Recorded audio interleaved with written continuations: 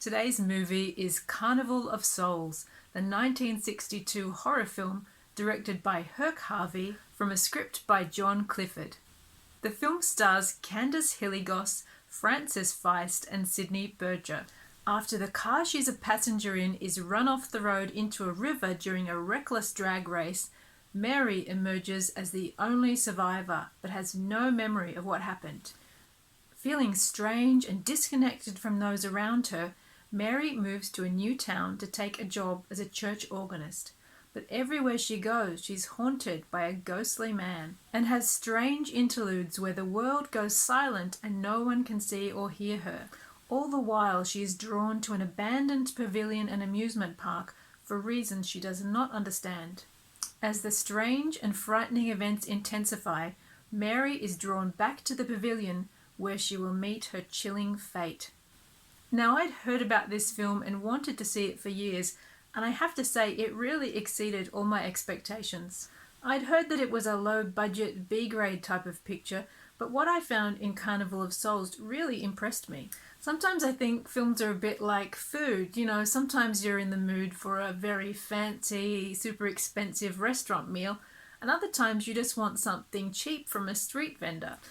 It all depends what you feel like and what you're in the mood to appreciate. Carnival of Souls is a movie in the second category.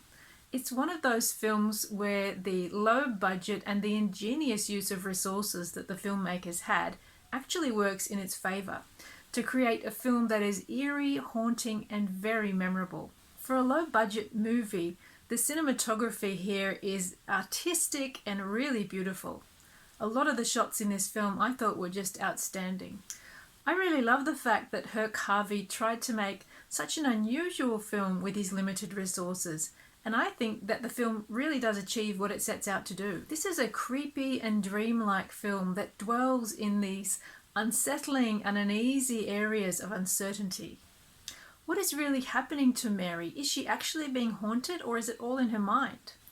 The quality of the performances varies wildly in this film, but in this instance, I felt that the stilted quality of some of the less experienced actors actually adds to the atmosphere of the film.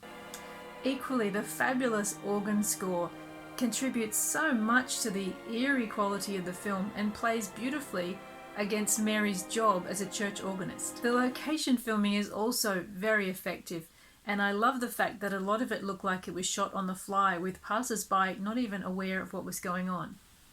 But the film's greatest asset must be that fantastic abandoned amusement park. It has a really sinister, haunted beauty to it, and I felt that it echoes Mary's fate in the movie. It's dead, but it's still standing. It's a ghost with a corporeal form that others can see. And I felt like this was why Mary was drawn to it. It represents her own state, which she cannot acknowledge, but on some level she is aware of it. She's caught between life and death. The man who haunts her, who I learned was actually played by Herk Harvey himself, I felt represented her own death, that she is terrified to acknowledge and is running from, but which she can never escape, and it is only at the end that she finally embraces and surrenders to her own death. If we view Carnival of Souls as Mary's fevered and tormented hallucination between the time the car goes into the river and the time that she actually dies, I think we can place it in the same category of films like the recent Charlie Kaufman film, I'm thinking of Ending Things. But this small and modest film deals with this idea, in my view, in a much more economical and much more satisfying way.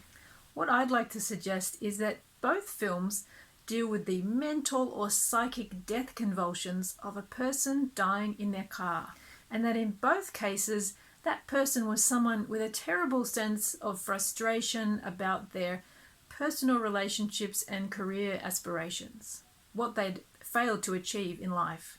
Mary struggles with her sense of disconnection from the world, the connections that she failed to make on a personal or romantic level, and also the aspirations she will never achieve as she struggles so hard against letting go of the world. Carnival of Souls achieves in 80 minutes what I'm Thinking of Ending Things takes over 2 hours to do.